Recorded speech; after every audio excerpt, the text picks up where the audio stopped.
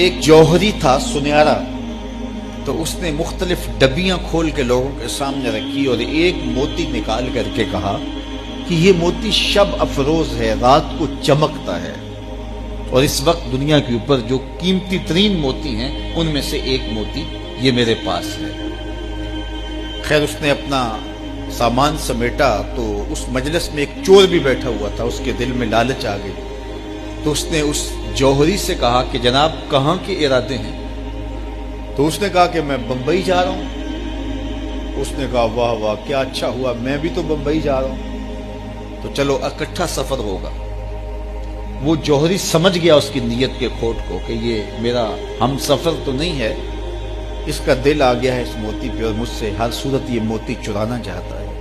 لیکن وہ بھی بڑا سمجھدار تھا، اس نے کہا آ جائیے کوئی بات نہیں۔ سفر چلتا رہا، رات ہوئی، جب سامان اتارا اور سونے کی تیاری کی تو وہ جو اس نیت سے ساتھ ہم سفر بنا تھا اس نے بھی اپنی قمیض اتار کے لٹکا دی، اور اس جوہری نے بھی۔ اس جوہری نے یوں کیا کہ نظر بچا کے وہ ڈبیا قیمتی موتی والی نکال کر کے اس کی جیب میں ڈال دی اور خود بے فکر ہو کے سو گیا۔ جب یہ خراٹے لینے لگا تو چور اٹھا، اس کا سامان ٹٹولا، اس کی جیبیں دیکھی، سارا دیکھتا رہا۔ خیر دن چڑھ گیا، جوہری اٹھا، اس نے نظر بچا کر کے اس کی جیب میں ہاتھ ڈال کر کے وہ موتی اپنی جیب میں ڈال لیا۔ صبح جب ناشتے پہ بیٹھے تو اس چور نے باتوں ہی باتوں میں بات کی، وہ آپ کے موتی کی چمک شمک نظر نہیں آئی رات کو؟ تو وہ ہنس کے کہنے لگا نہیں میرے پاس ہی تو تھا، وہ جیب سے نکال کے سامنے رکھ دیا۔ دل ہی دل میں بڑا حیرت زدہ ہوا، میں نے تو سارا ٹٹولا، یہ اگر کہیں تھا تو مجھے کیوں نہیں ملا؟ چلو آج سے۔ اگلا دن آیا تو پھر اس نے قمیض اتار کے رکھی اور اس نے نظر بچا کے اس کی قمیض میں وہ موتی ڈال دیا اور خود بے فکر ہو کے سو گیا۔ یہ ساری رات اس کے سامان میں، اس کے لباس میں تلاش کرتا رہا اور وہ مزے سے سویا رہا۔ صبح اٹھا اور نظر بچا کے اپنی جیب میں ڈال لیا۔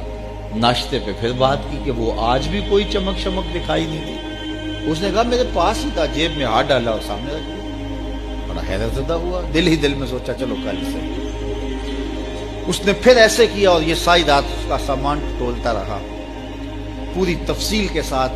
خیر جب صبح ہوئی تو اس نے پھر نظر بچا کے اپنی جیب میں وہ موتی رکھ لیا تھا۔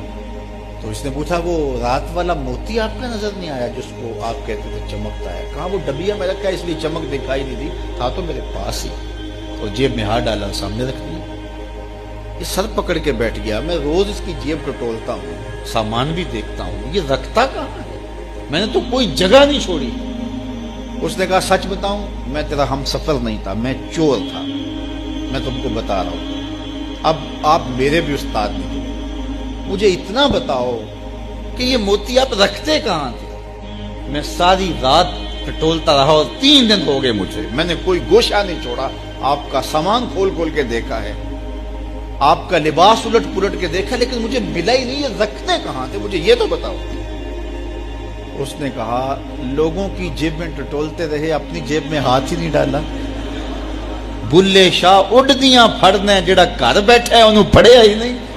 وفی انفسکم افلا تبصرون، کہا تم کہاں اسے ڈھونڈ رہے ہو، ذرا اندر بھی اتر کے دیکھو، اندر اترو گے تو اس کا سراغ مل جائے گا۔ نہ مسجد وچ نہ مندر وچ، لب یار نو اپنے اندر وچ۔